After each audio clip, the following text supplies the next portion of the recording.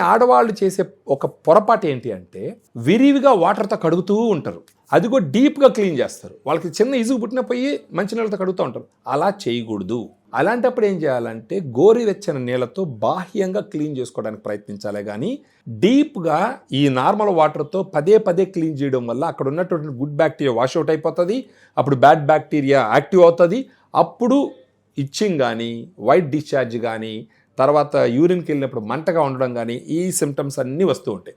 So ఈ రకంగా ఫెమిడిలైట్ రోజుకు ఒక క్యాప్సూల్ నైట్ డిన్నర్ తర్వాత వేసుకొని ఒక 3 months వాడితే కనుక అక్కడ ఉన్నటువంటి గుడ్ బ్యాక్టీరియా కౌంట్ని పెంచి బ్యాడ్ బ్యాక్టీరియాను కంట్రోల్లో పెట్టి వెజైనల్ ఇన్ఫెక్షన్ మళ్ళీ రాకుండా ఉండేదానికి ఉపయోగపడుతుంది. యాంటీబయాటిక్స్, యాంటీఫంగల్స్, వెజైనల్ వాషెస్ వాడినప్పుడు ఏమవుతాయంటే అది గుడ్ బ్యాడ్ అని చూడు, గుడ్ బ్యాక్టీరియా బ్యాడ్ బ్యాక్టీరియా చూడు, అన్ని బ్యాక్టీరియాని చంపుతాయి అవి. అందుకని ఆ యాపింగ్ అని మళ్ళీ వస్తుంది. అప్పుడు చనిపోయినటువంటి గుడ్ బ్యాక్టీరియాని రిస్టోర్ చేయడానికి ఉపయోగపడేదే ఫెమిడిలైట్. ఇది యుఎస్ నుంచి ఎందుకు ఇంపోర్ట్ చేయించినాం? క్లినికల్ ట్రయల్స్లో వెల్ ఎస్టాబ్లిష్డ్ ఎఫికసీ, సేఫ్టీ ఉంది కాబట్టి చేయించినాం. మామూలుగా అయితే చాలామంది ఇది కూడా ప్రోబయాటిక్, అది కూడా ప్రోబయాటిక్ అంటారు. అవన్నీ ప్రోబయాటిక్ కాదు. ప్రోబయాటిక్స్ అని వాడేటప్పుడు స్టడీస్ ఉండాలా, వాటికి సేఫ్టీ ఉండాలా, చాలా దగ్గరలో వాడుతుండేటటువంటి పరిస్థితి ఉండాలి. అలాంటి పరిస్థితి ఉన్నటువంటిది మన ఫెమిడిలైట్.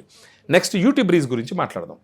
యూటీ బ్రీజ్లో డీమానోజ్, క్రాన్బెరీ ఎక్స్ట్రాక్ట్ 2 ఉంటాయి. అది కూడా సప్లిమెంట్.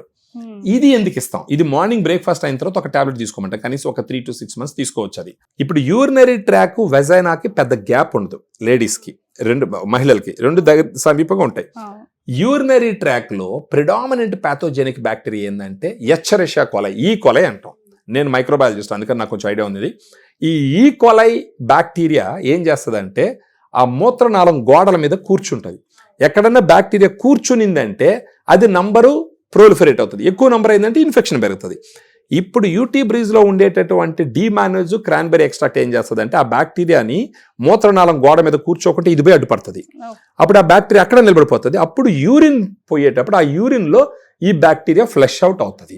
అది కాకుండా ఈ డీమానోజ్, క్రాన్బెరీ ఎక్స్ట్రాక్ట్ ఏం చేస్తుంది అంటే యూరినరీ ట్రాక్ కండరాల స్ట్రెంగ్త్ పెంచడం ద్వారా ఒకవేళ ఈ బ్యాక్టీరియా కూర్చున్నా కానీ బ్యాక్టీరియాను తట్టుకునే శక్తిని ఇవ్వడం జరుగుతుంది.